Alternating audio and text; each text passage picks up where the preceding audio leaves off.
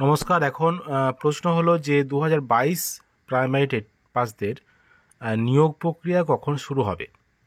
তো এই বিষয়ে বলে রাখা ভালো যে 2022-এ যে রিক্রুটমেন্ট প্রসেস, সেই রিক্রুটমেন্ট প্রসেসে কাউন্সেলিং কিন্তু পুরোপুরি এখনও শেষ হয়নি।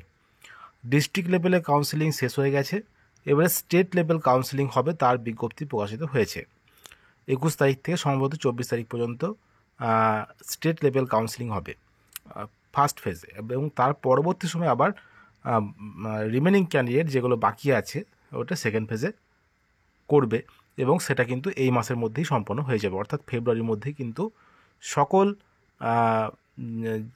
ক্যান্ডিডেটের কিন্তু কাউন্সেলিং প্রক্রিয়া শেষ হয়ে যাবে, অর্থাৎ ডিস্ট্রিক্ট লেভেলে কাউন্সেলিং এবং স্টেট লেভেল কাউন্সেলিং পুরোপুরি শেষ হয়ে যাবে।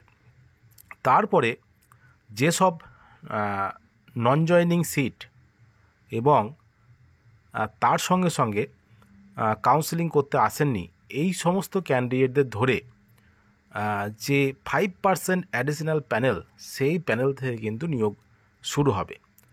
যেটা দেখা যাচ্ছে যে প্রায় সবারই কিন্তু 5% প্যানেল থেকে হয়ে যাওয়ার সম্ভাবনাটা কিন্তু প্রবল। তো তার পরবর্তী সময়ে কিন্তু 2022 স্টেট পাসদের জন্য নিয়োগ প্রক্রিয়া শুরু হবে।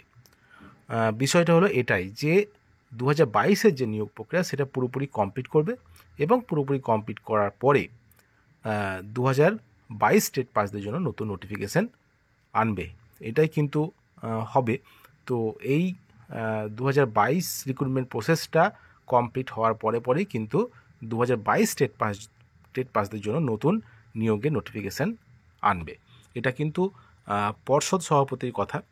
তো পর্ষদ সভাপতি এটাই বলেছেন যে 2022-এর যে নিয়োগ প্রক্রিয়া এটা সমাপ্ত হয়ে যাওয়ার পরেই কিন্তু পরবর্তী নিয়োগে নোটিফিকেশান জারি করবে প্রাথমিক শিক্ষা পর্ষদ।